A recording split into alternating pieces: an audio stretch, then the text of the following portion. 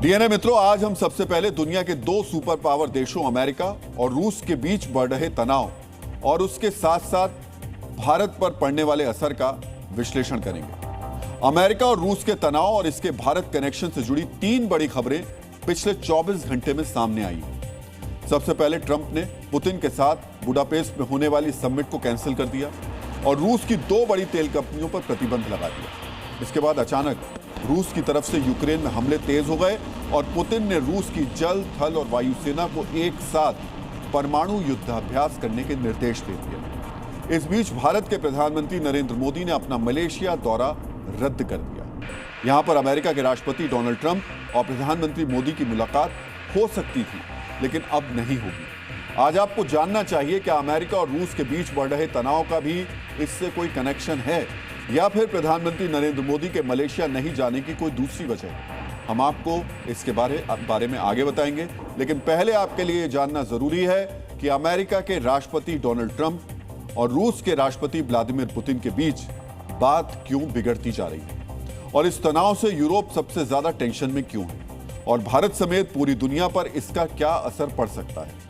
इस तनाव की गंभीरता को समझने के लिए आपको तीन पावरफुल तस्वीरें एक एक करके देखनी चाहिए, जिसे देखकर इस वक्त रूस के सभी दुश्मन टेंशन में आ गए हैं।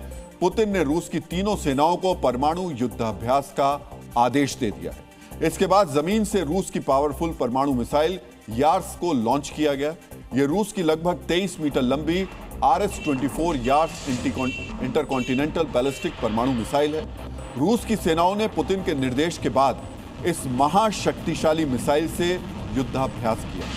निर्देश मिलते ही यह मिसाइल अपने लॉन्चर से ऊपर की तरफ उठी और तेज रफ्तार से अपने लक्ष्य की तरफ बढ़ गई। यह रूस की सबसे ताकतवर मिसाइलों में से एक मिसाइल है और बुडापेस्ट में ट्रंप के साथ पुतिन की वार्ता रद्द होने के बाद युद्धाभ्यास में इस मिसाइल को दिखाने का मतलब क्या है, आज आपको यह भी जानना चाहिए। जिस वक्त जमीन से यार्स मिसाइल लॉन्च हो रही थी, उसी वक्त बेरेंट सागर से रूस की न्यूक्लियर सबमरीन से एक और MIRV मिसाइल लॉन्च हुई, जिसका नाम सिनेवा है।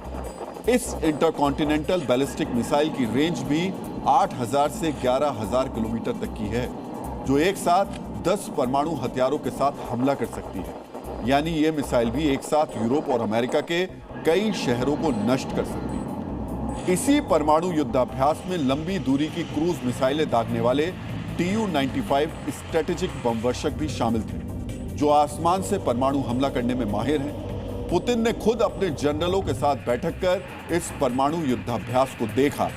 साधारण शब्दों में कहा जा सकता है कि पुतिन के निर्देश पर रूस की सेना ने इस बात का अभ्यास किया है कैसे पुतिन का आदेश मिलते ही तेजी से रूस की सेनाएं दुश्मन पर परमाणु हमला करेंगी। एक साथ परमाणु युद्धाभ्यास करके पुतिन ने अमेरिका और यूरोपीय देशों को चुनौती दी है और यह संकेत भी कि मुसीबत उनके ऊपर कहीं से भी टूट सकती है। आज आपको पुतिन की इस आक्रामकता की वजह भी समझनी चाहिए। तो इसकी सबसे बड़ी वजह और कोई नहीं, अमेरिका के राष्ट्रपति डोनाल्ड ट्रंप हैं, जो एक हफ्ते पहले तक हंगरी के बुडापेस्ट में पुतिन के साथ होने वाली मीटिंग के लिए काफी उत्साहित थे, लेकिन अचानक उन्होंने मीटिंग कैंसिल करने का ऐलान कर दिया। ट्रंप ने पुतिन से मीटिंग वक्त की बर्बादी बताई। डोनाल्ड ट्रंप ने अपने बयान में दो बड़ी बातें कही। पहली बात, बुडापेस्ट में पुतिन से मुलाकात का कोई नतीजा नहीं निकलता, यानी डोनाल्ड ट्रंप जानते थे कि रूस अपनी मांगों से पीछे नहीं हटने वाला। रूस पाकिस्तान जैसा मुल्क नहीं है जिसे वो अपने इशारों पर घुमाएं, और ना ही पुतिन शहबाज शरीफ या आसिम मुनीर की तरह हैं कि झुक जाएं और ट्रंप की चरण वंदना करें। पुतिन ने साफ कर दिया, पहले शांति समझौता होगा, उसके बाद ही सीज फायर होगा, जबकि ट्रंप चाहते हैं पहले युद्ध रुक जाए। इसके लिए वार्ता से ठीक पहले पुतिन ने ट्रंप को एक संदेश भी भेजा था, जिसमें पुतिन ने एक बार फिर कहा रूस डोनबास क्षेत्र पर पूरा नियंत्रण चाहता है और किसी भी शांति समझौते के तहत नेटो सैनिकों की तैनाती नहीं चाहता। लेकिन ट्रंप के ऊपर यूरोपीय देशों का दबाव है। यूरोपीय देश चाहते हैं कि यूक्रेन डोनाबास से अपने सैन्य ठिकाने नहीं हटाए और इस वक्त जो देश जहां पर मौजूद है वहीं पर रुक जाए। ये बात पुतिन को मंजूर नहीं, यानी अगर वार्ता होती तो भी नतीजा नहीं निकलता।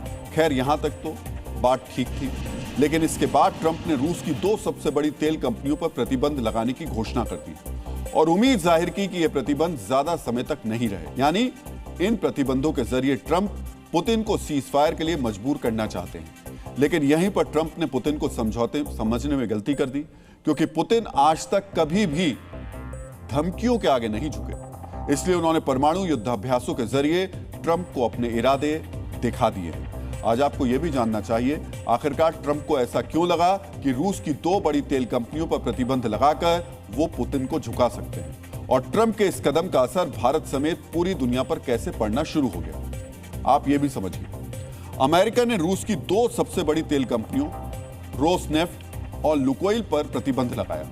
रोसनेफ्ट रूस की सबसे बड़ी तेल कंपनी है, जिसने 2024 में लगभग 184 मिलियन मीट्रिक टन तेल का उत्पादन किया, और ये 3.7 मिलियन बैरल प्रतिदिन तेल का उत्पादन करती है।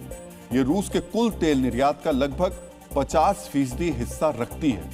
ये तेल कितना ज्यादा है, इसे आप ऐसे समझ सकते हैं कि इससे जापान जैसे देश की सालाना तेल जरूरत पूरी हो सकती है, और इतना तेल मिल जाए तो पाकिस्तान की 7.5 साल की तेल की जरूरत पूरी हो जाएगी। सोचिए ये तेल कंपनी कितने तेल का उत्पादन करती है। इसके अलावा लुकोइल निजी कंपनी क्षेत्र की सबसे बड़ी रूसी तेल कंपनी है, जिसका उत्पादन लगभग 1.6 मिलियन बैरल प्रतिदिन है। दोनों मिलकर रूस के कुल तेल उत्पादन का लगभग 60% नियंत्रण करती है।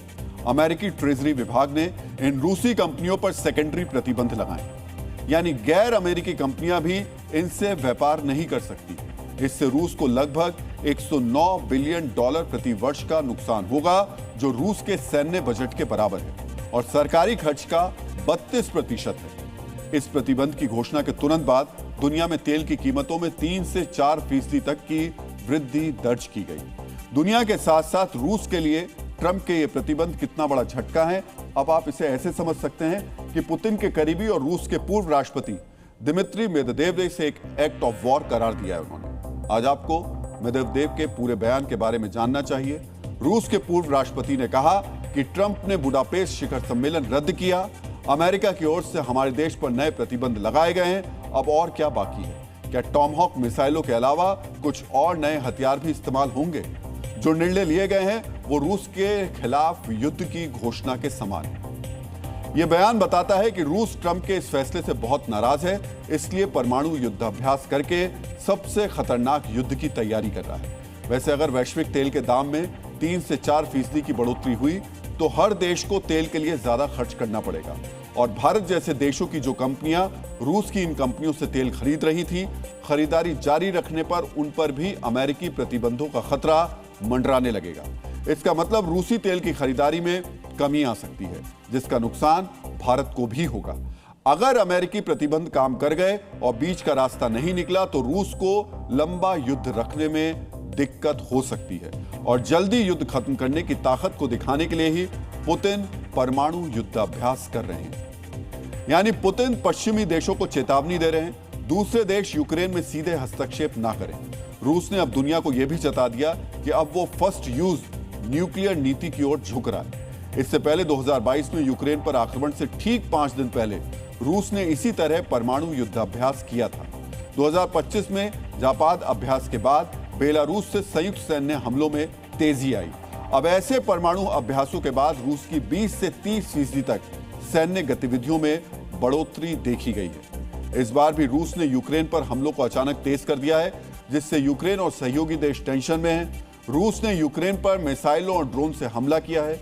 यूक्रेनी अधिकारियों से बताया उन्होंने कि रूसी मिसाइल और ड्रोन हमलों में यूक्रेन में 6 लोगों की मौत हो गई। रूसी हमले में यूक्रेन के कई इलाकों में बिजली गुल है।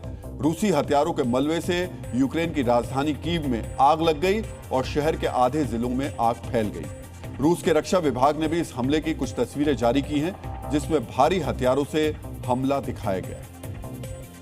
यानी पुतिन इन प्रतिबंधों की वजह से ट्रंप से काफी नाराज हैं।